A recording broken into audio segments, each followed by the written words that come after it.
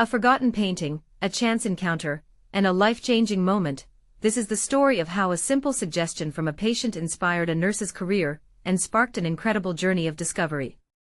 The power of art and memory. In 1974, amidst the challenges of her nursing studies, Pam Enani encountered a painting that would forever leave its mark.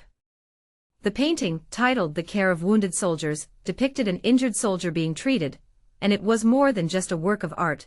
It was a window into history and a personal connection for Pam. But here's where it gets controversial. The painting, created by the renowned artist Margaret Lindsey Williams, had a deeper impact on Pam. Not only did it ignite a lifelong fascination with the artist, but it also revealed a surprising connection. The patient, Mary Jones, was depicted in the painting, and this discovery left Pam in awe. When I saw Mary in the painting, I had to take a second look. It was an incredible moment, Pam recalled. And this is the part most people miss. The painting, with its floor-to-ceiling grandeur, had been a silent witness to thousands of patients and visitors over the years. But for Pam, it held a special significance. She was treating someone who was immortalized in that very painting. A journey through time and space. The painting's journey is a tale of its own. Unveiled in 1924, it adorned the Mametz Wood ward, named after a famous World War I battle. The ward was a testament to the sacrifices made by over 4,000 Welsh troops, and the injuries sustained by around 10,000 more. Later, it found a home in the main foyer of the Cardiff Royal Infirmary. Pam's career took her across the globe, from Canada to Saudi Arabia, and back to Cardiff, where she dedicated over 30 years to the intensive care unit at the University Hospital of Wales. Throughout her travels, the painting and Mary Jones' message remained with her, a constant reminder of her calling. It wasn't until 2016, when Pam saw the painting in a TV documentary marking the centenary of Mametz Wood, that the full impact of her encounter hit home. There it was, hanging proudly in Robertson Hall at the Royal Military Academy at Sandhurst. I had to uncover its story, she said. Unraveling the mystery. Pam's exhaustive research revealed a hidden history. After the closure of the Cardiff Royal Infirmary in 1999, the painting had been cut from its frame, rolled up, and stored in a forgotten chapel building on the site. It was a chance discovery by a former nurse, Mary Reed, during a final visit before the hospital's proposed demolition in 2005, that saved it from obscurity. An injunction was granted, preventing the redevelopment, as the original covenant mandated the site's use for the healthcare of Cardiff's population. From there, the painting found its way to Sandhurst, who raised an impressive £70,000 for its restoration. But here's the twist. When Sandhurst received the painting, it was in a deteriorated state, unrecognizable from Pam's memory.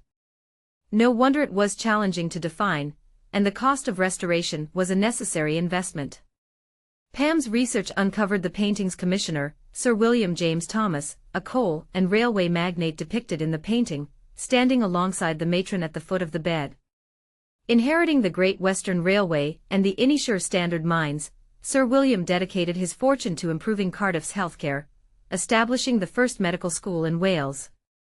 The other figures in the painting were also revealed: Matron Montgomery Wilson, a veteran of a Boer War field hospital; Sister Mary Jones, Pam's patient in 1974; Private B.J. Davies, a Welsh soldier evacuated from the Western Front; and Senior Surgeon Lt. Col. Philip Rees-Griffiths. The artist behind the canvas. Margaret Lindsey Williams, 1888 to 1960, is best known for her portrait works, which may explain why this group scene had faded from memory. Growing up in Barry, Vale of Glamorgan, she studied at the Cardiff Technical College, winning a gold medal. She later attended prestigious art schools in Kensington and the Royal Academy of Arts, where she studied under the renowned portraitist John Singer Sargent in 1906. Williams was renowned for her lively parties with artists and socialites in her St. John's Wood home during the early 20th century.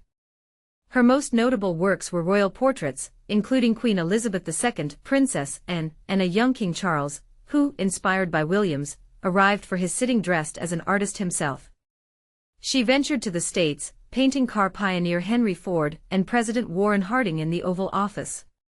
One of her more experimental pieces, The Devil's Daughter, is said to have influenced Black Sabbath's early albums, while she also captured the essence of Welsh musician Ivor Novello.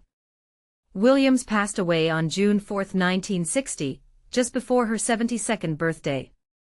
Her grave in Merthyr Dyffryn Cemetery, Bury, was recently marked with a headstone, a belated recognition of her talent and legacy. It's a shame that her work, beyond the royal portraits, has been largely forgotten, and even more so that the anti-war message she conveyed has been overlooked, Pam reflected. A call to action. This story raises important questions. Should we do more to preserve our artistic heritage? How can we ensure that the messages and stories behind these works are not lost? Share your thoughts in the comments. Let's keep the conversation going. In conclusion, a simple painting, a chance encounter, and a nurse's dedication have brought to light a hidden history and the incredible legacy of an artist. It's a reminder of the power of art to inspire, connect, and preserve our memories.